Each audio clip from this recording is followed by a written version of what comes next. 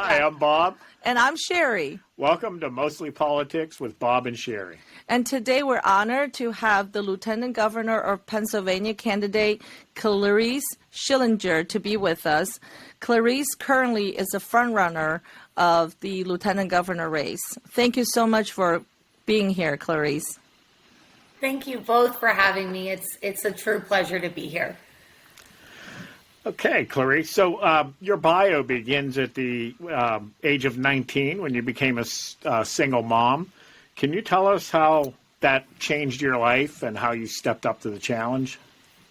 I would actually love to. It's one of my most favorite stories to tell because I currently live it, right? I have a 15-year-old, thriving, beautiful freshman. She is also very active and wanting to go to the military and training to be a pilot right now, believe it or not. So I was 18 and pregnant, and 19 had Lexi, my daughter. She changed my life. She saved my life. And I am a huge advocate for education and believe that educating young moms, educating moms and dads on the importance of life is extremely important. But also with that is when the nurse placed her in my arms, and I remember this moment so vividly, is I knew without question I was going to fight to the ends of the earth for her access to the American dream, for education, for opportunity. And here I am finding myself on a statewide campaign doing just that I promised her just 15 years ago. So, Clarice, I want to follow up with the question on that. At 18 being pregnant, it has to be a little nervous. Have you ever thought about giving your baby up? So I do not condone, I actually encourage adoption if that is what's best for the mom. For me to run on a statewide campaign, I think that it shows a little bit of grit and determination. And the moment that I found out that I was pregnant, I was still, the same person, just a little younger, and knew that I could take on this challenge, just like I'm taking on a statewide campaign. And that is a challenge. But I knew that for me and my situation, I could make it work. And I did. I worked very hard.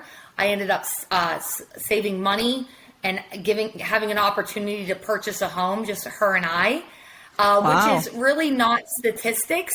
A lot of people put single moms in the box that maybe they live off the system or that they rely on other people. But the fact of the matter is that single moms are super resilient and can bounce back at any given moment. But what I do also know and have very, very good friends of mine that have chosen adoption, and the love that a mother can understand that she might not be in the place to give the baby the best life, but to give someone such a gift is incredible. And actually, I think that we need to do a little bit of work on the red tape around adoption and really start encouraging instead of condoning. That's kind of refreshing, actually. Thank you so much for that. Thank you. Would you like to tell everybody what is the job of a lieutenant governor? Because I think a lot of people may not know. Sure, yeah. So the job of the lieutenant governor laid out in the PA Constitution, one of the main roles is presiding over the Senate, ensuring that things are orderly and things get done and through. They also preside over the Board of Pardons and Parole, which is a very, very big task, understanding when people are asking for a second chance, if that second chance should be granted. It's a very, very serious role, and it should not be taken lightly. The lieutenant governor also presides over emergency management. So we just saw the bridge collapse in Pittsburgh, which is a true tragedy, but thankfully no one was hurt. But when we look at that bridge, it was a D or an F for 10 to 15 years, and we continue to allow passengers to ride over this unsafe bridge. So those are the roles laid out by the PA Constitution. What I will note, and what I think is very, very important to note, is that our current lieutenant governor, we have seen advocate for marijuana, for the legalization, and also hang flags illegally outside of our capital.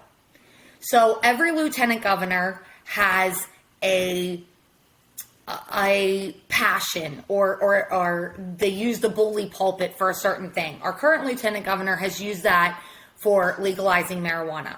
Where I see the role of the lieutenant governor, and where I believe that Pennsylvania is lacking this very important need of a right hand to the governor with the ear and relationships of the legislature. And what I mean by that is the governor signs an executive order.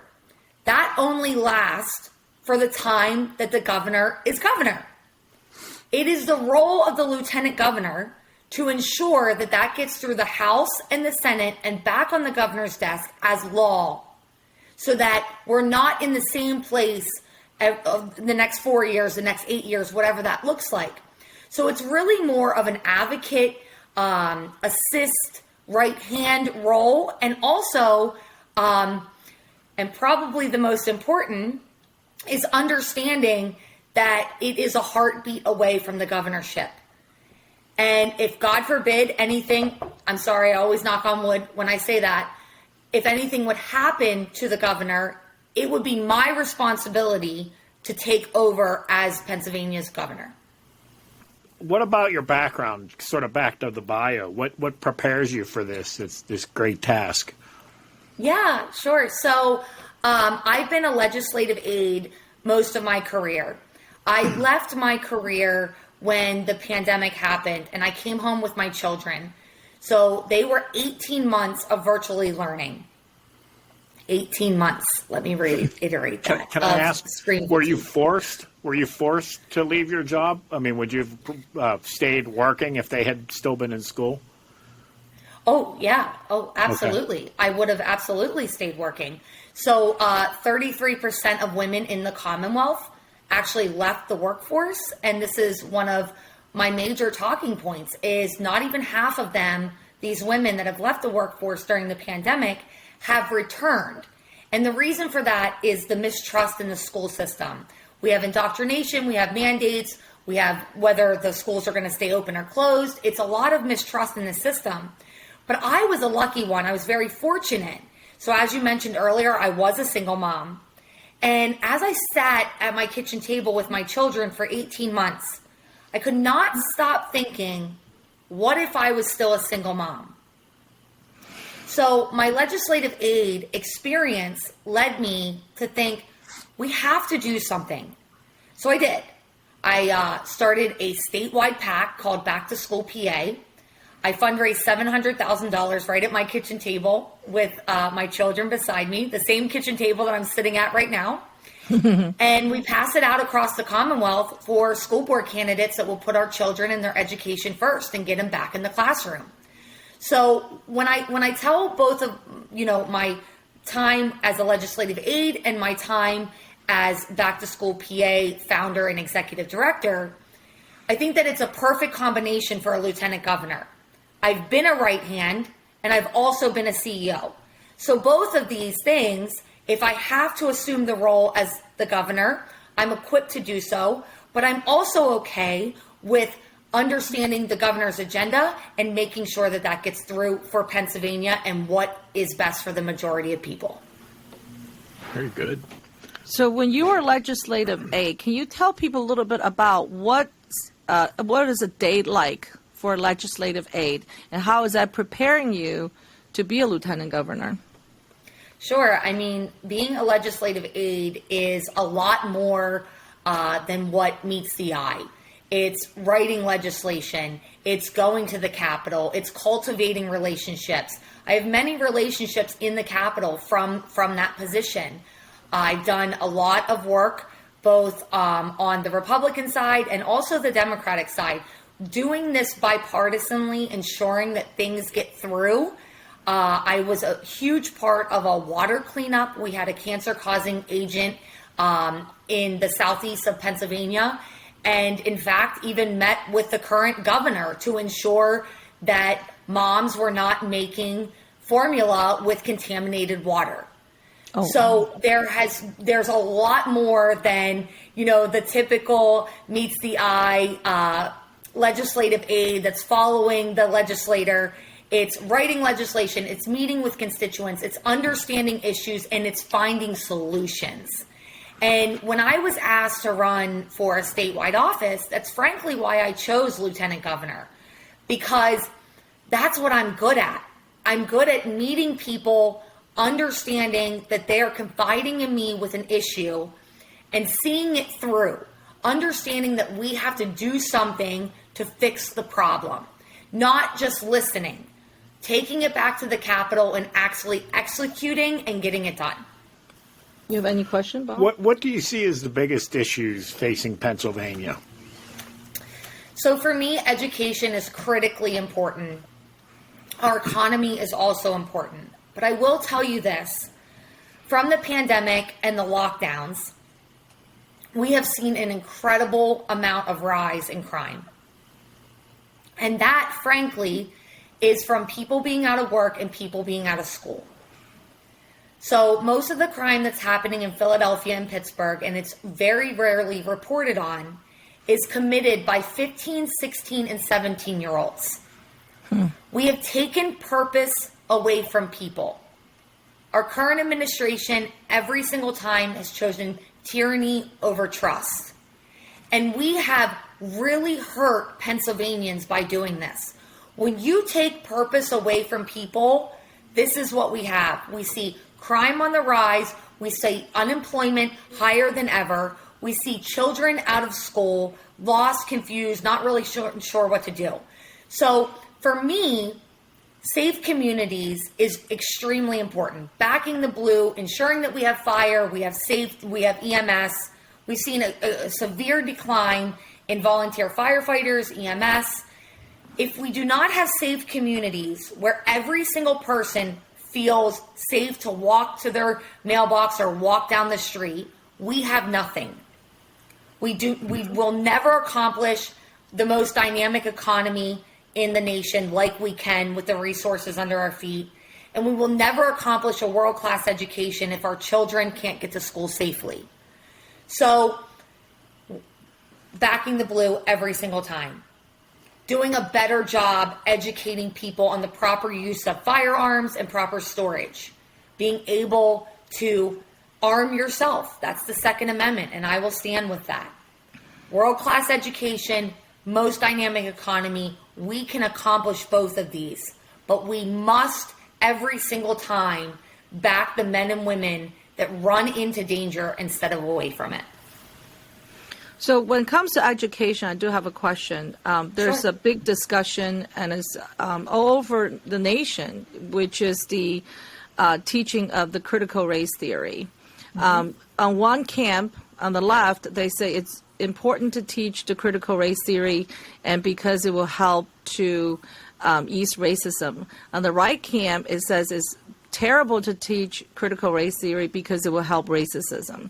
What's your stance on critical race theory, and how do you see it? And give you the floor. Sure.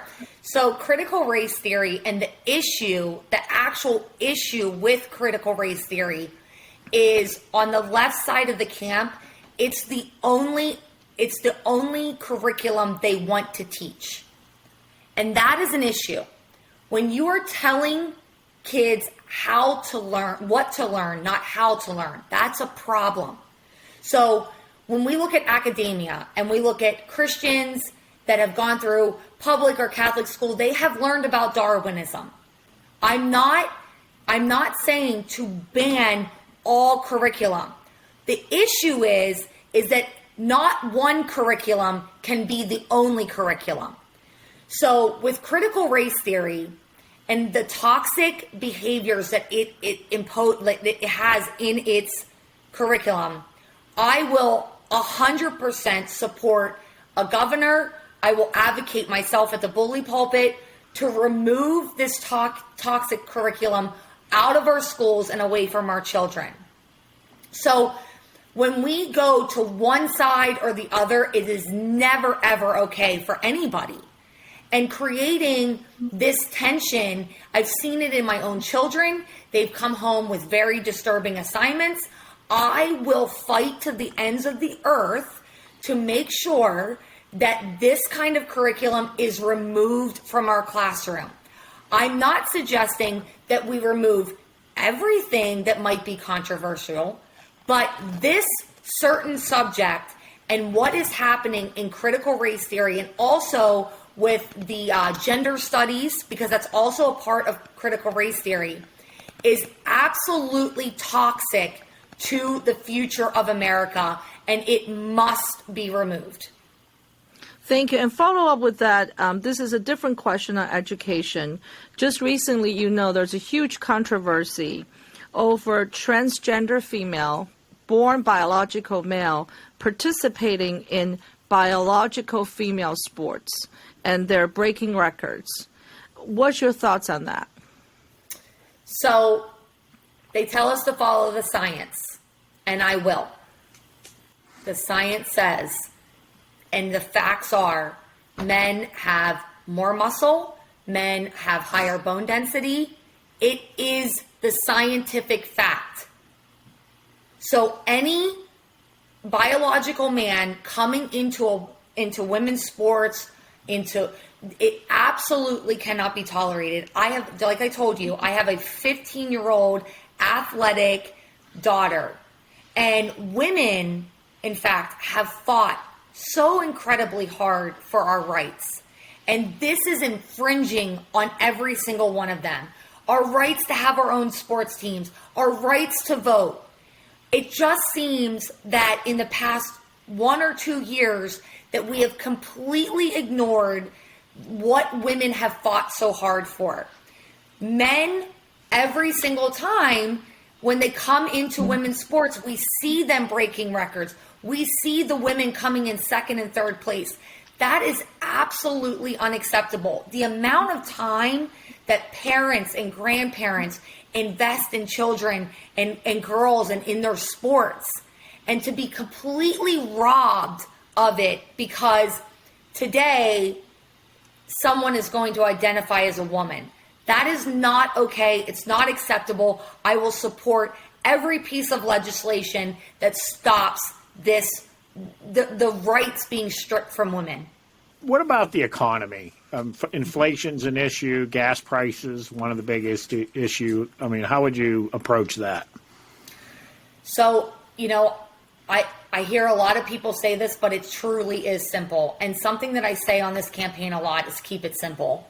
Pennsylvania can make the United States of America energy independent for 300 years. Just Pennsylvania, our Commonwealth alone, is capable of doing that. So when we talk about inflation, we talk about gas prices, we talk about the highest gas tax in the nation, we talk about the most expensive roads. Pennsylvania is the home of all of that. But we have liquid gold beneath our feet, and we are not capitalizing on it. Without question, we have to stand up and create jobs by getting the resources beneath our feet, bringing income into our Commonwealth by doing so, creating good jobs with good benefits and also revenue sources. It is really, truly that simple. We have the natural resources to do so, and we need to capitalize on that. That actually is a blanket answer, but truly it will affect every single part when we talk about our farmers, we talk about our truck drivers. That kind of approach to use the natural resources that we have in the Commonwealth will affect each and every person. So I'm going to follow up with a question about the expensive gas tax and expensive roads. I think election after election, both candidate from both aisle has promised to reduce the tolls, to reduce the gas tax, and yet it seems like our roads is getting more expensive and our gas tax is getting higher. And that's like contribute to both parties. And the voters eventually, it's getting, we're the one getting hurt. So why do you think that's happening, even though every politician that's running for office has promised us to be, things will get better? Political favors. That's why it's happening. So, for example, PennDOT every single year receives $500 million. $500 million from the state. And we just had a bridge collapse. How many times have you driven on the turnpike and watched 20 workers for PennDOT looking at the same pothole? That's the problem. It's political favors. And in my campaign, we do our very, very best to not run our routes on the PA Turnpike. And the reason for that is we are number one in one thing. The most expensive road, the Pennsylvania Turnpike, in the nation. That, not to mention, now has removed every single job from a toll worker. They're gone. We use Easy Pass now. And we didn't see a decline in tolls. But what I've told my campaign is that if not every single Pennsylvanian can afford to ride on this road, I will not either. So in my campaign thus far, and we continue to do so, is we will not accept money from special interest groups or lobbyists. I do not want my voice silenced when I get to Harrisburg. I believe that it is the role of the executive branch to surround themselves with people who are smarter than them. That is the role of a CEO. It's to surround yourself with the best, most qualified Secretary of Health, the best, most qualified Secretary of Transportation, Secretary of Education. Not, I owe Joe a favor. And that's where this frustration is coming from. Or we must appoint this person because they checked the box for us. What it has to take is truly a political outsider that does not have the connections, that doesn't need the career, that truly is going in the executive branch to fix things. So we will continue to promise a lower and a slash in this gas tax, a slash in the tolls. They want to toll more bridges all across the state. I do not stand for that. We have enough money. The issue is the money has not been delegated to proper buckets. That's what we need to look at. Why is PennDOT getting $500 million a year and a bridge just collapsed? Thank you. And right now, as you well know, it's a pretty crowded field in the lieutenant governor race. Why are you the best candidate to represent your party to go into the general election? Determination and grit.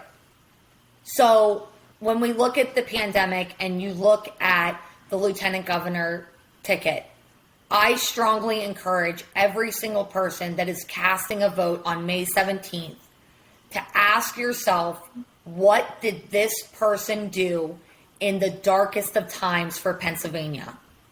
And I'm not just saying that because I got hundreds of school board candidates elected, because I fundraised nearly $1 million to put our kids back in the classroom. Why I'm saying that is because the pandemic was a very, very dark time for many of us. And those that stepped up will step up in good times and bad times. So it's so important to look at people, what they've done, what they have accomplished, the material that they can show you that have actually been executed and accomplished to influence change. And that's what I've done. I had no plan to ever run for a statewide office, but it is this entire pandemic has pushed me into this role, watching our current administration rob people from freedoms. So when people are going to vote, this year, May 17th, I strongly encourage them to look at what have people done, how have they touched my life, or have they gone to the Capitol and said, we tried. It's not that easy anymore. You have to execute. Our people are suffering, and that's what I would encourage every voter. So for a lot of the people in Western Pennsylvania that may not know you very well, how do they get in touch with you and ask questions like after this video gets published? Sure. Well, so with Back to School PA, I could have kept the money in the Southeast. I could have just put it in Central. But what I know without question is that our children across the Commonwealth were suffering. $250,000 came to the West, Allegheny and Beaver and Erie for school boards and a couple more counties. Understanding that it is a Commonwealth problem. It's not a West, it's not an East, it's not a Central. And there are some things that are unique to each geographical region. But truly spreading that money across the Commonwealth is what I'm most proud of. I will tell you, inflation has hit this campaign a little hard. So I encourage anyone to visit my website, clariceforpa.com. We have a volunteer button. We have a donate button. I have op-eds every week. And we've done 22,000 miles in 10 weeks. We've been to the West 5 or 6 times. We have another 3 or 4 times planned until the primary. And I think that it is so important to elect somebody that understands that our Commonwealth is so diverse, so beautiful, and understanding what each region truly needs to be successful. Well, thank you so much. Do you have any questions, Bob? Yeah, just to wrap up, do you have you talk a lot about motivation and grit, and we can see it in your passion. Do you have sort of a moral, philosophical belief system, a foundation that kind of drives you? And yeah, so I'm a Christian. I grew up in church, pray every day, and on a statewide campaign, sometimes pray every hour or every minute. And really just built my house on a rock. And know that, I have to be totally honest with you. I was on my way to Harrisburg just a week ago and was in the Tahoe on the highway headed up and thinking, this field is really crowded. And I don't ever like to confuse the voter. And I'm praying, God, you have to show me, is this where Clarice Schillinger is supposed to be? Is this what's best for the Commonwealth? So I got to the Capitol building to pull my ballot position, and I pulled first ballot position. So I took that as, don't stop. Harrisburg is a mess, and it's going to take a mom to clean it up. Well, thank you so much. Thank you for that interview, and we wish you best of luck. Thank you, Clarice. So much. Thank you. Thank you for watching. I hope you had a great time learning the candidates and their position on issues. If the candidate has a website, we will post a link in the description of this video. Our channel is nonpartisan. Our mission is to make sure it's easy for voters to be informed. We'll invite opponents of the candidate and candidates, regardless of party, to come on the show so you can be fully informed. If you have questions of the candidate or you want to hear from specific people, you can email us at mostlypolitics2022@gmail.com. So please like, subscribe, and share this video and this channel. Once again, thank you so much for your time.